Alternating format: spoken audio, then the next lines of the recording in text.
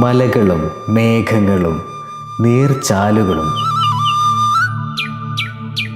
പച്ചപ്പിൽ പൊതിഞ്ഞ വയലേലകളും ചേർന്ന് നിൽക്കുന്ന ഒരു ഗ്രാമം. ചൂലൂർ.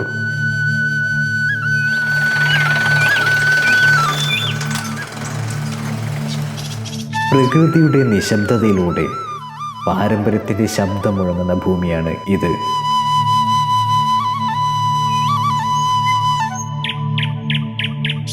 ഈ നിശ്ചലതയ്ക്കിടയിൽ കാലത്തെ മറികടന്ന് നിലനിൽക്കുന്ന ഒരു ദിവ്യ സ്ഥാനം. ശൂലനൂർ ശ്രീ സുബ്രഹ്മണ്യ സ്വാമി ക്ഷേത്രം.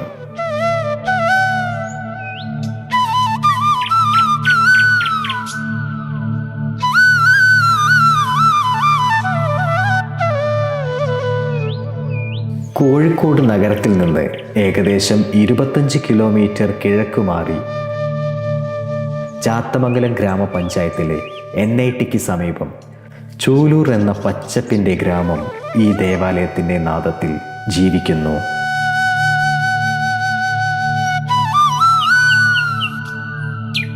മൂവായിരം വർഷത്തിലേറെ പഴക്കമുണ്ടെന്ന് വിശ്വസിക്കപ്പെടുന്ന ഈ ക്ഷേത്രം ദുഷ്ടശക്തികളുടെ ആക്രമണത്തിൽ ഒരിക്കൽ ഭൂമിയോട് ചേർന്ന് മറഞ്ഞുപോയെങ്കിലും ഭക്തിയുടെ നാളികേര വെളിച്ചം അതിൻ്റെ ഹൃദയത്തിൽ കെടുത്തിയില്ല.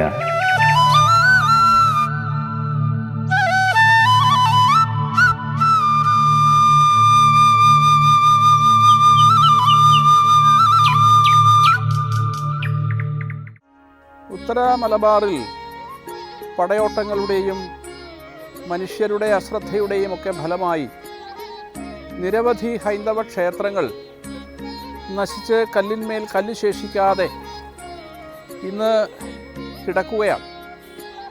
എന്നാൽ ഈ അടുത്ത കാലത്തായി ഈ ക്ഷേത്രങ്ങളെല്ലാം നവീകരണത്തിൻ്റെ പാതയിലാണ്. രാജ്യവ്യാപകമായി ഉണ്ടായിരിക്കുന്ന ഹിന്ദു ഉണർവ് കേരളത്തിലെ ക്ഷേത്ര നവീകരണങ്ങളെയും ത്വരിതപ്പെടുത്തിയിട്ടുണ്ട്.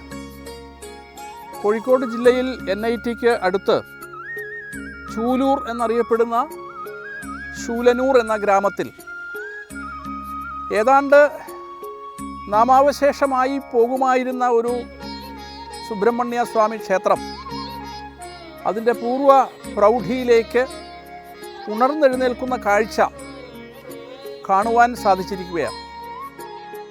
ഞാൻ 1977 ഡിസംബറിലാണ് ഇവിടെ താമസം തുടങ്ങി. ഇതിൻ്റെ ഈ ക്ഷേത്ര പരിസരത്ത്. ഈ ക്ഷേത്രം അന്ന് അറിയപ്പെടുന്നത് അയ്യപ്പ ക്ഷേത്രം എന്ന രീതിയിലാണ്. അയ്യപ്പൻകാവ് എന്നാണ് ഇതിനെ പറയാറ്. ഇത് കാട് മൂടി കിടക്കുകയായിരുന്നു.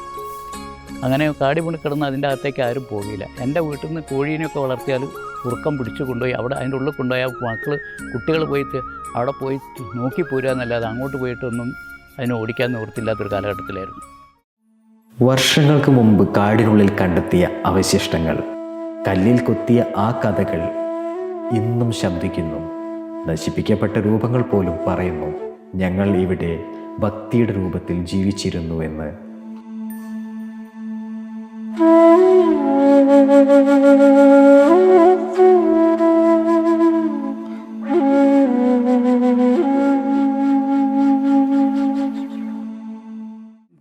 മണ്ണിൻ്റെ വിഗ്രഹങ്ങൾ ധാരാളം ഇവിടെ മുഴുവൻ നിറഞ്ഞു കിടക്കുകയായിരുന്നു.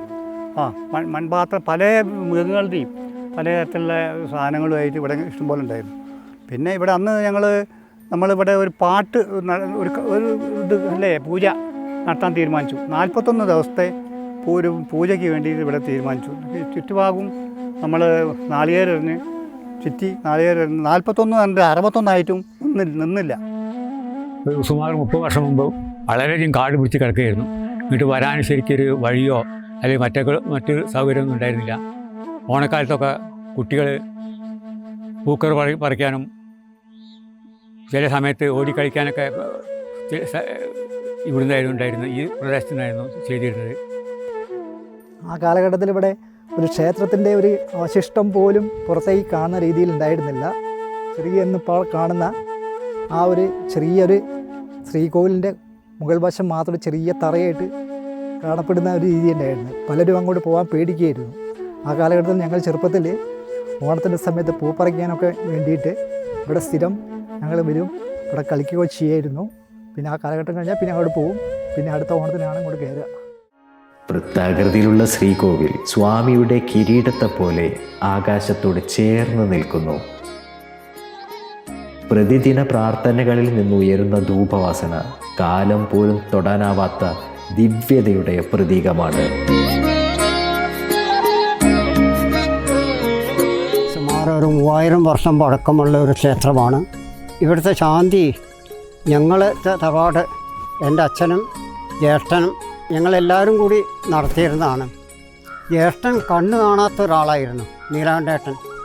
അദ്ദേഹം ഒറ്റയ്ക്ക് ഈ കാട്ടിൽ പോയിട്ട് ഈയൊരു ശാന്തി കഴിച്ച വ്യക്തിയാണ്. അത്രയും പുരാതനമായിട്ടുള്ള ഈ ക്ഷേത്രം പുനരുദ്ധാരണം എന്നുള്ളത് ഈ ദേശത്തിൻ്റെ ഒരു ആവശ്യമാണ്. ഇവിടെ ഞായറാഴ്ച ദിവസം നടക്കുന്ന പ്രധാനപ്പെട്ട വഴിപാടാണ് ത്രികാലപൂജ. തന്ത്രി നിർദ്ദേശിച്ച പ്രകാരം തന്നെ ത്രികാലപൂജ കഴിക്കുന്നു. ആദ്യം ഇളനീരഭിഷേകം, പിന്നെ പാലഭിഷേകം, ഭസ്മാഭിഷേകം. ഭസ്മാഭിഷേകത്തോടു കൂടി ദീപാരാധന കഴിച്ച് നിർത്തുന്നു. പിന്നെ ഏറ്റവും പ്രധാനപ്പെട്ട വഴിപാടുകൾ പഞ്ചാമൃത നിവേദ്യം, ഋതുമധുര നിവേദ്യം, പായസം ഇതിലുണ്ട്. പാലഭിഷേകം ആണ് ഏറ്റവും പ്രധാനപ്പെട്ടത്. 30 വർഷത്തിലേറെയായി ചൂലൂരിലെ ഭക്തർ ഈ ദേവാലയത്തിൻ്റെ പുനർജനനത്തിനായി പണിയെടുക്കുന്നു.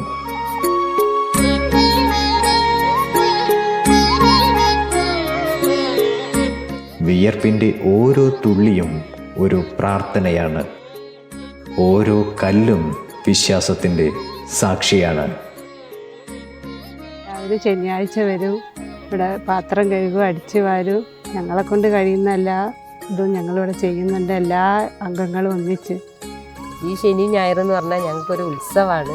ആ ദിവസം ആവാൻ കാത്തിക്കുകയാണ്. ഇവിടെ ക്ലീനിങ്, പിന്നെ പ്രസാദം പാക്കാക്കുന്നുണ്ട്.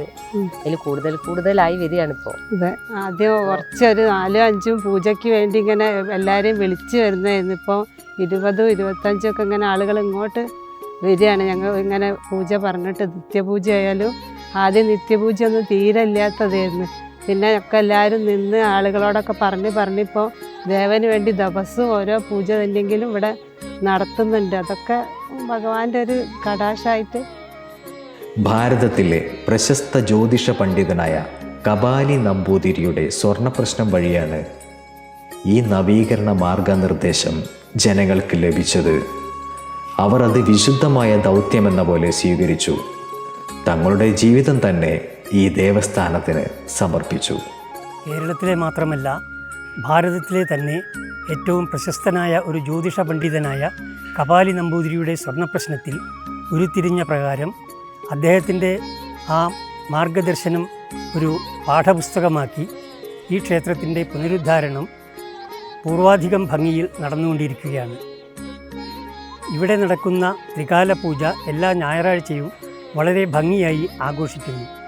ഈ ത്രികാല പൂജയ്ക്ക് പരിസരവാസികൾ മാത്രമല്ല, നാനാഭാഗങ്ങളിൽ നിന്നും, കോഴിക്കോട് ജില്ലയിലെ പല ഭാഗങ്ങളിൽ നിന്നും ധാരാളം ഭക്തജനങ്ങൾ വന്നുകൊണ്ടിരിക്കുന്നു. ക്ഷേത്രത്തിൻ്റെ തന്ത്രി 96 വയസ്സ് പ്രായമുള്ള പാണ്ഡുരംഗൻ നമ്പൂതിരിപ്പാടാണ്. അദ്ദേഹത്തിൻ്റെ നിർദ്ദേശപ്രകാരമാണ് എല്ലാ കാര്യങ്ങളും ഇവിടെ നടത്തുന്നത്. ഇത് റൗണ്ട് ഷേപ്പിലാണ്. ഉള്ളു ചതുരാണെങ്കിലും ഇപ്പം ഉള്ളു ചതുരാണ്, റൗണ്ട് ഷേപ്പാണ് പുറത്തേക്ക്. അങ്ങനെ 3 തട്ടാണ്, 54 അടി ഉയരത്തോടു കൂടിയ പ്രാകാരത്തോടു കൂടിയാണ്. ഇതിലെ പ്രധാനപ്പെട്ട ദേവൻ മുരുകൻ. പണ്ട് കാലത്ത് പറഞ്ഞിരുന്നത് ഇവിടെ അയ്യപ്പൻകാവ് എന്നാണ് ഇതിന് പറയുക, സ്ഥലത്തിന് അയ്യപ്പൻകാവ് എന്നാണ്. കാരണം എന്താ വെച്ചാൽ അയ്യപ്പൻ ഇവിടെ ഉണ്ടായിരുന്നു, സുബ്രഹ്മണ്യനെ വീണ്ടും പ്രതിഷ്ഠിച്ചതാണ് എന്നാണ് ജ്യോതിഷ പണ്ഡിതൻ പറഞ്ഞിട്ടുള്ളത്. അപ്പോൾ അതുകൊണ്ടാണ് ഈ പ്രദേശത്തെ പറമ്പിനൊക്കെ അത് അയ്യപ്പൻകാവ് എന്നുള്ള അങ്ങനെയാണ് പറയപ്പെടുന്നത്. പുറമെ ഇവിടെ പരിവാര പ്രതിഷ്ഠയായിട്ട് ഗണപതിയും പിന്നെ ശിവൻ എന്ന് പറഞ്ഞാൽ കുട്ടികളുടെ പഠനത്തിനും വിദ്യാഭ്യാസം, അതേപോലെ വിവാഹം, എല്ലാ കാര്യത്തിനും വളരെ ഉത്തമമായ ഒരു ദക്ഷിണാമൂർത്തിയാണ്. ഗണപതിക്ക് അപ്പവും സുബ്രഹ്മണ്യ സ്വാമിക്ക് ത്രികാലപൂജയും നടത്തിക്കൊണ്ട് 7ഓളം വിവാഹങ്ങൾ ഇവിടെ നടന്നു കഴിഞ്ഞു. ഇവിടെയല്ല വെച്ചാൽ അവർ പ്രാർത്ഥിച്ചു, നടന്നു, അവർ വഴിപാട് കഴിച്ചു.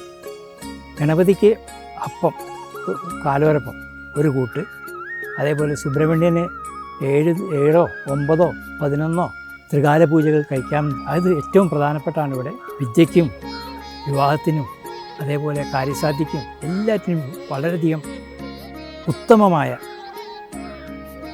ഫലസിദ്ധി ലഭിക്കുന്ന ഒരു ക്ഷേത്രമാണിത്. അതുകൊണ്ട് എല്ലാ ഭക്തജനങ്ങളും വരുന്നുണ്ട്, ഇവിടെ പ്രാർത്ഥിക്കുന്നുണ്ട്, അവർക്ക് കാര്യങ്ങളൊക്കെ നടക്കുന്നുണ്ട്. ഓരോ പ്രാർത്ഥനയും സ്വാമിയുടെ പാദത്തണലിൽ മൗനമായി പതിക്കുമ്പോൾ ഈ ഭൂമി വീണ്ടും ചൊല്ലുന്നു, ശരണം മുരുക, ശരണം സുബ്രഹ്മണ്യ.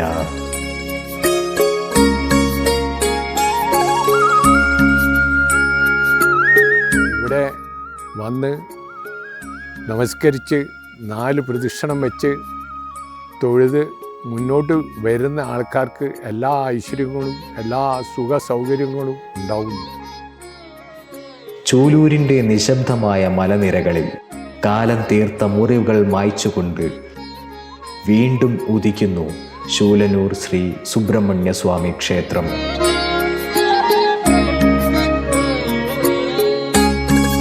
ഇത് ഒരു കെട്ടിടത്തിൻ്റെ പുനർസ്ഥാപനമല്ല, മറിച്ച് ഇത് വിശ്വാസത്തിൻ്റെ പുനർജന്മം, ഭക്തിയുടെ പുനരാവിഷ്കാരം.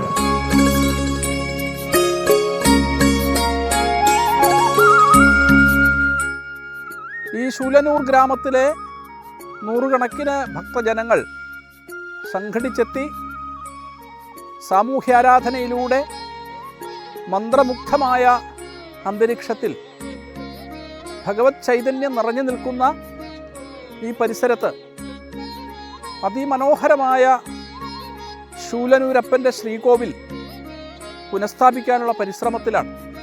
അതുപോലെ വളരെ പ്രാചീനമായ നമ്മുടെ ഈ സുബ്രഹ്മണ്യ സ്വാമി ക്ഷേത്രത്തിൻ്റെ പുനർനിർമ്മാണം ആരംഭിച്ചിരിക്കുകയാണ്. ആ ഒരു മഹായജ്ഞത്തിലേക്ക് എല്ലാവരെയും സഹകരണമുണ്ടായി അങ്ങനെ ഈ നാടിനെ ഉയർച്ചയിലേക്ക് നയിക്കാനായിട്ട് എല്ലാവരെയും പങ്കാളിത്തവും അഭ്യർത്ഥിക്കുന്നു. ഹരിയോം.